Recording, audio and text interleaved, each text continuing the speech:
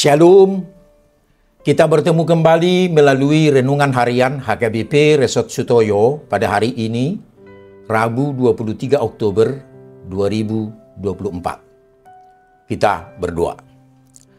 Damai sejahtera yang daripada Allah Bapa yang melampaui segala akal, adalah kiranya menyertai hati dan pikiranmu di dalam Kristus Yesus Tuhan kita. Amin. Firman Tuhan yang menyapa kita pada hari ini, yaitu tertulis dalam Imamat pasal 19 ayat 17.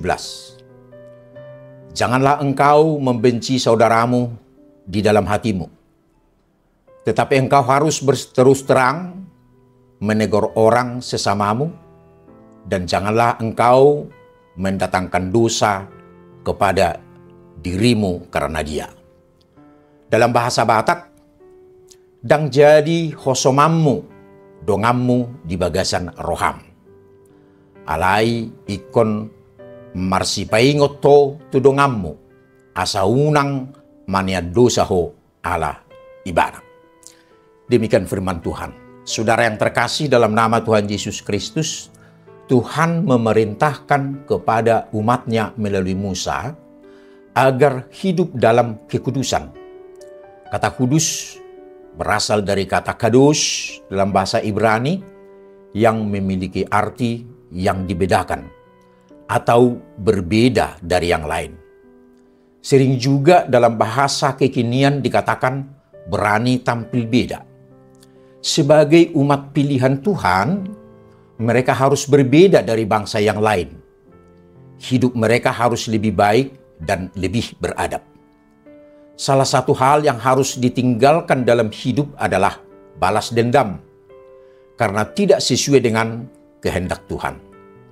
Memang dalam hidup ini sering ditemukan seseorang menyakiti yang lain. Kadang-kadang ketika seseorang menyakiti kita, pikiran pertama yang muncul adalah bagaimana cara untuk balas dendam. Memang wajar, tapi benarkah itu yang baik? Apa alasannya kita tidak perlu membalas dendam? Pertama, karena pembalasan adalah hak Tuhan. Mengapa demikian? Karena Tuhanlah yang menciptakan manusia. Ia yang punya nyawa dan hidup manusia itu. Oleh karena itu, Tuhan adalah satu-satunya pihak yang berhak atas semua manusia, termasuk kita. Itulah mengapa Tuhan berkata di Ibrani 10 ayat 30, pembalasan adalah hakku. Akulah yang akan menuntut pembalasan. Ialah satu-satunya yang berhak untuk membalas dendam. Jika kita melakukan pembalasan itu sendiri, sama seperti kita melangkahi Tuhan. Kedua, karena dengan membalas dendam, kita tidak mengampuni. Apa hasil dari kita tidak mengampuni? Tuhan juga tidak mengampuni dosa kita. Kata Yesus di Matius 6 ayat 15. Tetapi, jikalau kamu tidak mengampuni orang, Bapamu juga tidak akan mengampuni kesalahanmu. Kita sendiri yang merasa berhak untuk mengadili seseorang akan kesalahannya, padahal Tuhan sendiri tidak mengadili kesalahan kita. Ketiga, dengan membalas dendam, kita akan terjebak dalam lingkaran setan. Bayangkan bahwa ada seseorang berbuat salah pada Anda, lalu Anda menghajar balik orang itu sesuai kesalahannya. Dia marah dan melakukan hal yang sama dengan Anda. Mungkin lebih parah. Siapa yang untung kalau begini? Oleh karena itu, bukan tanpa alasan Tuhan saja yang berhak untuk membalas. Ia tahu bahwa pembalasan hanya menghasilkan kebencian dan kemarahan yang berlarut-larut. Lagi pula, jika Allah sendiri mengampuni kita, mengapa kita tidak mengampuni orang lain?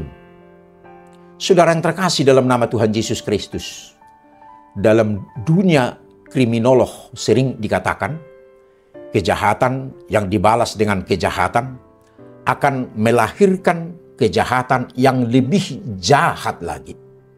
Untuk itu, kenapa kita tidak membalas kejahatan orang lain kepada kita? Sebagai makhluk sosial, kita tidak bisa hidup sendiri tanpa orang lain di tengah-tengah hiruk pikuk dunia ini. Kita pasti membutuhkan orang lain untuk saling bekerja sama dalam segala hal. Namun dalam membangun hubungan dengan orang lain, acap kali kita dihadapkan pada banyak kendala atau masalah. Karena setiap orang memiliki latar belakang dan kepribadian yang berbeda-beda satu sama lain. Sehingga otomatis masing-masing punya kehendak, keinginan, ide dan pendapat yang berbeda pula. Akibatnya, perselisihan, ketegangan, kebencian, marah, selisih paham, kesal, jengkel, sakit hati seringkali timbul dan hal itu berujung kepada permusuhan. Banyak sekali kasus kejahatan terjadi karena dipicu permusuhan antar individu. Dan biasanya orang yang bermusuhan akan mencari cara untuk membalaskan dendamnya. Ingatlah firman Tuhan dalam Roma 12 ayat 21. Janganlah kamu kalah terhadap kejahatan, tetapi kalahkanlah kejahatan dengan kebaikan. Amin. Kita berdoa. Terima kasih atas firman-Mu kepada kami pada saat ini, di mana Tuhan mengingatkan kami untuk tidak membalaskan dendam bagi sesama. Tetapi mampukan kami Tuhan membawa damai dan kebaikan dalam hidup ini. Amin.